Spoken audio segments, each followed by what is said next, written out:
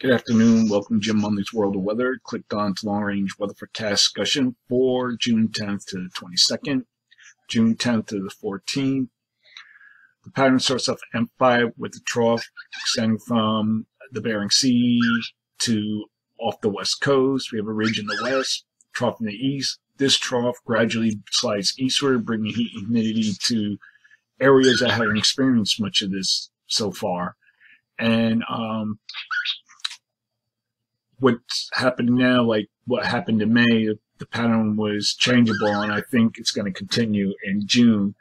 We're going to get this heat blast into the east, and then it'll probably cool down beyond this forecast, like towards the end of the month. But here we are at the 10th, and you can watch the ridge sliding eastward, the trough flips south. And we come to the 14th, and here's the westerlies. They remain to the north, and we have a ridge above normal heights here. We have a ridge down here. Here's our Bermuda High, you might want to say, our subtropical ridge. And the flow around this high will bring moisture and result in diurnally storms from the Gulf Coast northward across portions of the east. The trough in the west will result in locally enhanced rainfall, possibly high elevation snow. Temperatures will be below normal across this area. The flow, and talking about the rain down along the Gulf Coast, I think the heaviest will be the Gulf Coast and Florida, lighter amounts to the north. June 13th to the 17th. Here we are at the 15th.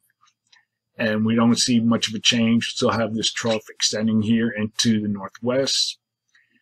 The basically expecting zone of flow with a weak float in the east. Here's our jet, or our upper level jet, the northern jet across the northern U.S.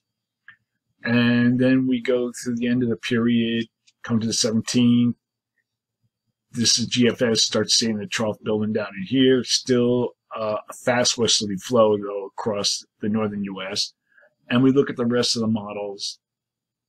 They kind of keep the trough in the west, ridge in the east scenario. This is the European really cranks up here. The heights cross on the northeast. And we look at the Canadian. So during this forecast period, forecasting below normal temperatures here with anomalies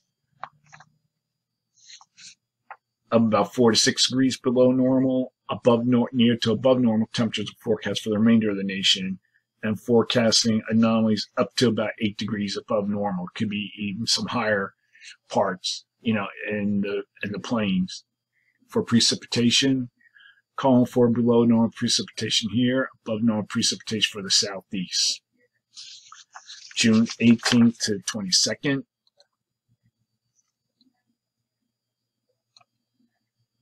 Here we are at the 19th. Now the GFS starts GFS, and I was looking at the European, both bring the trough now down into here, with the ridge still over the east, still a fast westerly flow across much of the northern central U.S. But then as we go through the period, you start seeing that trough starting to sink down a little bit across the upper Mississippi Valley and Great Lakes. And we're at the 22nd. And now we have a ridge along each coast. Here's a subtropical ridge. And still have a fast zone of flow across the northern U.S. And here's the European ensembles, and then the Canadian.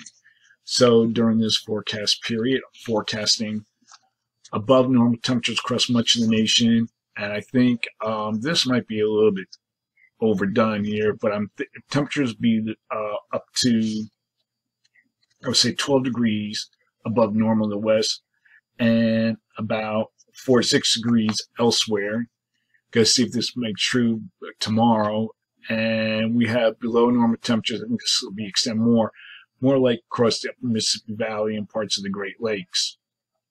And their anomaly should be about 4 degrees below normal. And for precipitation, calling for below normal precipitation, west of the Divide, Four Corners, Texas, and we have above normal precipitation for this region, almost everywhere west of the Mississippi River, except for the Northeast.